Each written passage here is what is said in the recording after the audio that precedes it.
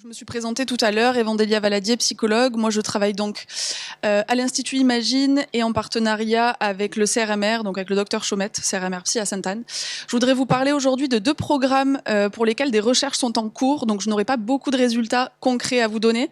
Néanmoins, c'est un peu aussi l'occasion de vous informer de ce qui se passe en ce moment pour vos enfants et pour vous.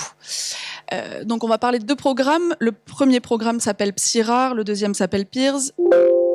Ça ne fonctionne pas, c'est bon. Déjà, pourquoi de l'éducation thérapeutique? Alors, on dit psychoéducation ou éducation thérapeutique. On va considérer aujourd'hui que c'est la même chose. On ne va pas rentrer dans le débat.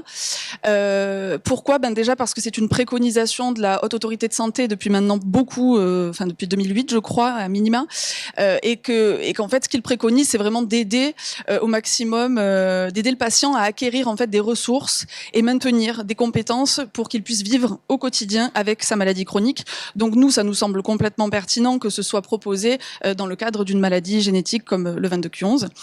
Pourquoi ces programmes aussi? Pour l'axe maladie rare, parce qu'on sait, et mes collègues l'ont bien répété tout à l'heure, que les maladies rares exposent malheureusement une vulnérabilité au stress chez les jeunes qui sont porteurs du gène.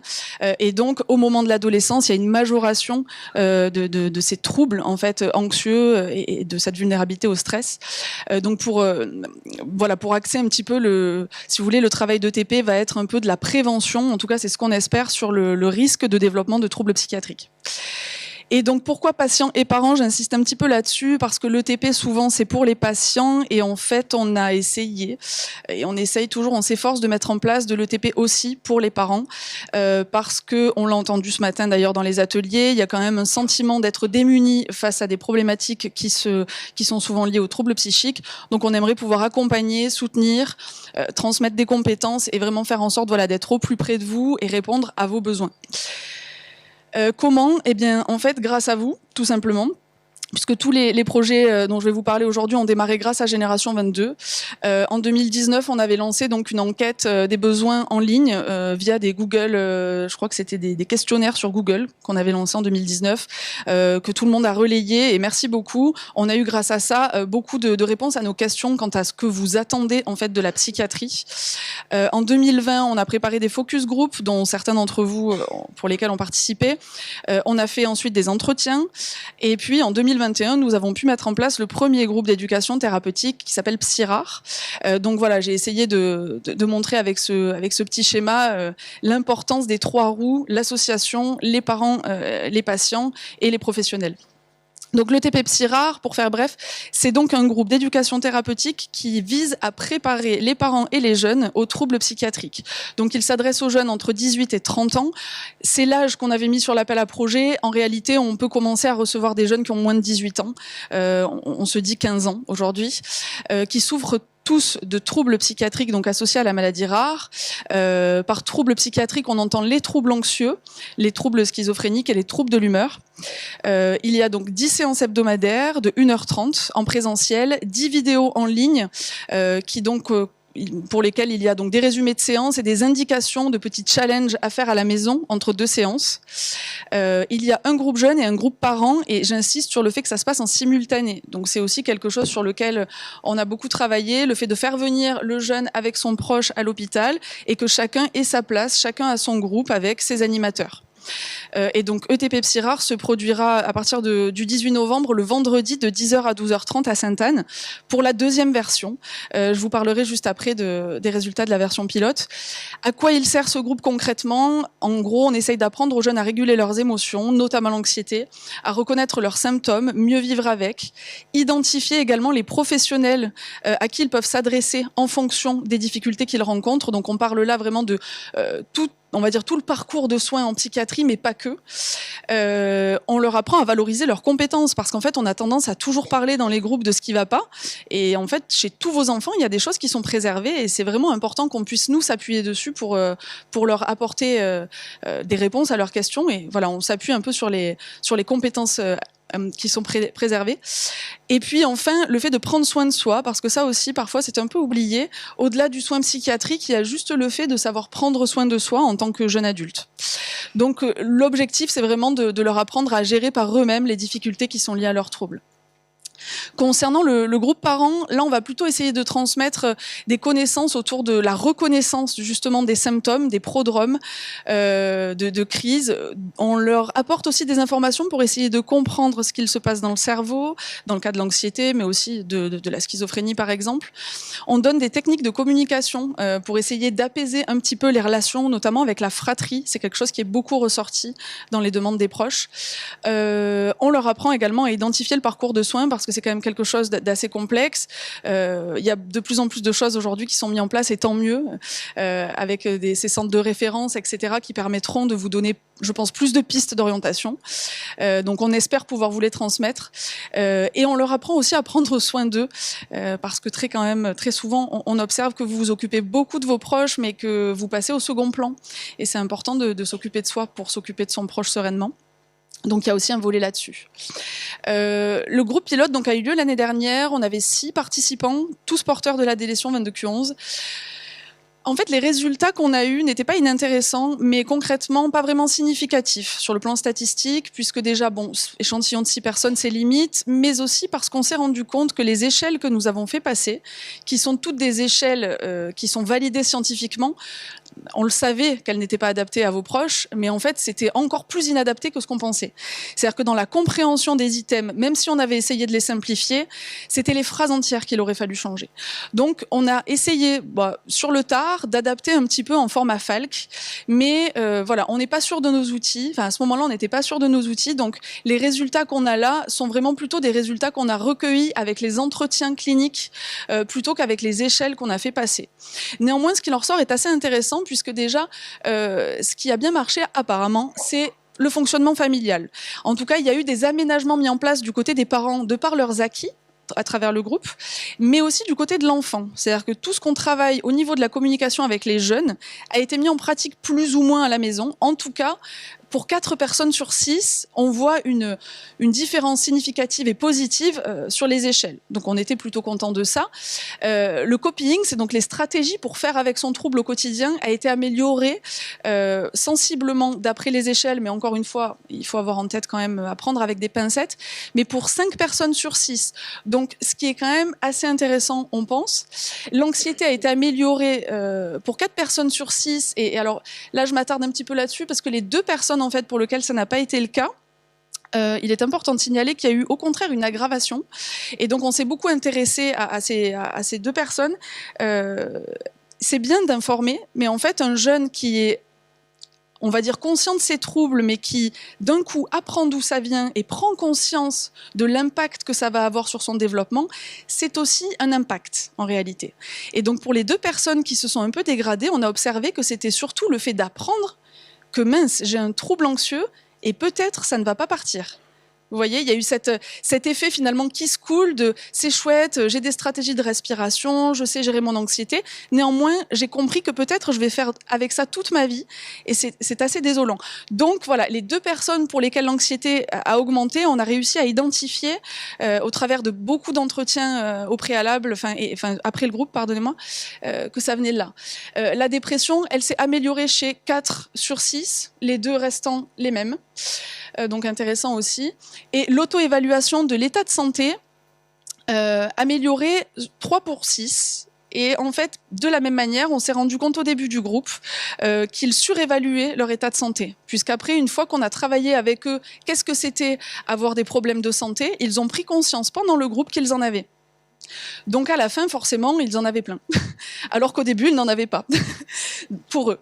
Donc voilà, donc c'est pour vous dire, les résultats sont pas vraiment, ce ne sera pas des datas qu'on va exploiter concrètement, mais par contre, on a réévalué, on a refait toutes nos échelles en format facile à lire et à comprendre, en ligne, et pas papier-crayon. Et du coup, en fait, on va peut-être aussi pas évaluer autant de choses. C'est encore en réflexion, en débat, mais à voir. Ce qui nous a par contre intéressé, c'est les connaissances. C'est-à-dire que pour ce qui était des hallucinations, par exemple, et de la présence de l'anxiété, savoir à qui en parler, ça, on voit que tous ont compris à qui je dois parler de ça. Ils savent très bien que l'assistante sociale du CRMR, par exemple, ne pourra pas les aider, et que les parents, eh bien, ils peuvent en parler, mais il n'y aura pas nécessairement des réponses adaptées sur le moment. Donc, à ce moment-là, ils ont tous pris quand même conscience que psychologues, neuropsychologues, psychiatres étaient les personnes clés. Et donc ça, pour nous, c'était hyper important, parce que ça fait vraiment partie du développement de l'autonomie qu'on a envie de transmettre. Donc déjà, c'était plutôt satisfaisant. Avoir appris à faire un exercice de respiration, c'est pareil. Ils savaient tous le faire. Je serais curieuse de savoir si tout le monde le fait encore. Je questionnerai peut-être les parents à ce propos. Mais en tout cas, sur le moment et pendant le groupe, tout le monde savait le faire et très spontanément, ils le disaient, ils en parlaient, ils conseillaient même aux camarades qui étaient un peu stressés dans les transports en commun, mais tu devrais respirer. Voilà. Donc, nous, on a trouvé ça intéressant qu'ils s'en saisissent. Après, ils ont aussi appris à faire des choses seuls, ça pour 4 d'entre eux. Et à regarder l'autre de façon plus adaptée parce qu'il y avait cette question du regard qui revenait à toutes les séances. Donc on en a beaucoup parlé et donc je trouve ça hyper intéressant ce que ma collègue a dévoilé tout à l'heure justement comme résultat parce que là ils avaient une tranche d'âge qui était quand même voilà, ils étaient plutôt autour de 18-20 ans on va dire, mais cette question du regard était prégnante et donc à la fin ils avaient au moins des stratégies, on va dire, de compensation dans les discussions pour regarder sans regarder dans les yeux, par exemple. Donc c'était un résultat intéressant pour nous. Les modifications, donc j'en ai parlé très rapidement, je vais passer ça vite, mais on a remanié donc toutes les séances, l'ordre, pour partir du pratique vers le théorique. On a arrêté en fait de parler de neurobiologie et de neurosciences parce qu'on s'est rendu compte que c'était pas une demande finalement. Et on a adapté tous les questionnaires en FALC, toutes les séances ont été réécrites et simplifiées. Il y a beaucoup plus d'exercices de gestion des émotions dans la nouvelle version que finalement d'exercices qui vont se baser sur les cognitions. On a décidé de s'axer plutôt là-dessus et d'orienter plutôt vers des neuropsychologues quand il s'agissait de faire de la remédiation cognitive. C'est vraiment pas le boulot de l'ETP. Et du côté des parents, on a tout changé aussi. Les thématiques seront beaucoup plus centrées autour de la famille et notamment de la fratrie. On a senti vraiment la demande et donc on a essayé vraiment d'y répondre. On espère que ce sera utile. On a ajouté beaucoup plus d'outils de communication avec beaucoup plus finalement de jeux de rôle insérés pendant les séances et donc des temps aussi de travail personnalisé pendant le groupe parce que l'année dernière la session pilote c'était aussi beaucoup de théorie qu'on essaye de vous transmettre mais pas assez de temps pris pour le cas par cas et en fait je crois qu'il y a ce besoin de faire du cas par cas même si c'est des séances d'1h30 on doit pouvoir au moins accorder 15 minutes quitte à y consacrer 2 séances finalement. Et donc tous ces aménagements finalement ça a été sur la base de ce que les parents nous ont ramené et les jeunes, à la fois des séances en visio qu'on a fait après, des bilans, ce qu'on a vu sur les échelles, des entretiens. Je remercie d'ailleurs les parents qui sont ici, qui se reconnaîtront, qui ont rédigé tout un document Word sur lequel ils ont pu écrire qu'est-ce qui était bien, qu'est-ce qui serait améliorable et pourquoi, comment, avec des idées. Super, parce qu'en fait, nous, on s'est basé là-dessus pour travailler, donc c'est limite les parents qui font le travail à notre place. Merci beaucoup. Donc voilà, pour les modifications, ça c'était juste pour vous montrer ce que c'est un document FALC. Le facile à lire et à comprendre, ça donne ça. Donc, je ne sais pas si vous avez déjà vu ou rempli des questionnaires qu'on donne habituellement en somatique ou en psychiatrie. C'est beaucoup de questions d'items, tours serrés, etc. Voilà, le FALC, c'est beaucoup plus lisible. Il y a des couleurs, il y a des pictos et il y a peu de questions. On essaye de pas trop charger. C'est toujours en jeu, enfin voilà. Et l'idée, c'est de faire tous nos documents sur ce modèle-là pour pouvoir l'adapter petit à petit aux personnes qui ont des compétences intellectuelles peut-être moindres. Vous voyez. Pour le groupe Peers, et donc ça c'est le deuxième programme, alors là j'aurais pas du tout de data puisque nous ne l'avons pas démarré. C'est un programme d'habileté sociale qui est américain, auquel j'ai été formée en 2019 à LA, à UCLA exactement. Et donc on va le mettre en place à Imagine. Il sera destiné là aux patients de 12 à 18 ans. Alors je ne vais pas dire qui ont un trouble du spectre autistique, mais plutôt qui ont des troubles du neurodéveloppement. Parce qu'on sait que dans le cadre du trouble des neurodéveloppements, il y a quand même un grand pourcentage de personnes qui ont des problématiques de compétences sociales. Donc nous, on va plutôt se baser sur ça pour les inclusions que sur un diagnostic. 12 à 18 ans, évidemment porteurs d'une maladie rare, associée à un trouble du neurodéveloppement, 14 séances d'1h30 en présentiel, avec des challenges entre les séances, de la même manière et sur le même module, sur le même mode que le TP Psy-Rare. Et pareil, un groupe jeune, un groupe parent en simultané, et ça aura lieu le vendredi après-midi à Imagine, de 15h à 16h30. Là, pour Peers, les objectifs sont les suivants. Donc pour les jeunes, on veut leur apprendre à se faire des amis et à les garder, tout en prenant en compte leur vie, ce qu'il se passe, finalement, où est-ce qu'ils peuvent trouver ces personnes-là, quelles sont leurs activités. Donc on va faire un peu du personnalisé en fonction du jeune qui est scolarisé, celui qui est en IME, etc. Essayer d'être à l'aise dans une discussion, repérer et éviter le harcèlement qui pour nous est un très gros sujet. et surtout celui qui se produit sur les réseaux sociaux, parce qu'on sait qu'il y a quand même un facteur de vulnérabilité chez nos patients 22q11 notamment, et maladies rares en général. Donc on va beaucoup insister là-dessus avec 2 séances. Et à la fin, finalement, l'objectif, c'est d'essayer d'organiser une sortie, qu'ils puissent par eux-mêmes organiser une sortie entre eux ou avec d'autres personnes. Et alors, du côté des parents, l'objectif, c'est de transformer les parents en ce qu'ils appellent aux États-Unis des social coach. Donc, en gros, des guides de la sociabilité, quelque part, et leur donner des outils pour appréhender les difficultés sociales de leurs enfants et les accompagner, en fait, dans l'évolution des habiletés sociales qu'on va leur transmettre au travers du groupe. Donc, voilà. Et après, les perspectives, eh bien, en fait, il y en a bien plus que ce que j'ai noté là. Déjà, on souhaite poursuivre la collaboration avec Génération 22, puisque je pense que sans vous, nous n'aurions rien fait. Adapter tous ces programmes aussi à tous les niveaux intellectuels, c'est quelque chose qui nous tient énormément à cœur. Là, pour l'instant, Peers, on prend quelque chose qui existe, on le traduit en français, donc on est obligé de coller un petit peu pour la validité, de coller au programme prévu initialement par les Américains, mais notre objectif, c'est de moduler les séances et de pouvoir le proposer au plus grand nombre. Et l'axe qui me semble le plus important, c'est la diffusion de tout ça. Puisqu'en fait, nous, on est un peu un laboratoire d'innovation thérapeutique, mais on n'a pas pour objectif de ne faire que ça. Notre objectif, c'est de développer des outils et de les transmettre aux autres centres. Donc, ça peut être les CRMR, ça peut être juste, je sais pas, des CMP, des hôpitaux de jour. Mais l'idée, c'est vraiment de le distribuer. Voilà. Sans orgueil, on espère. En tout cas, c'est l'objectif. Thank you.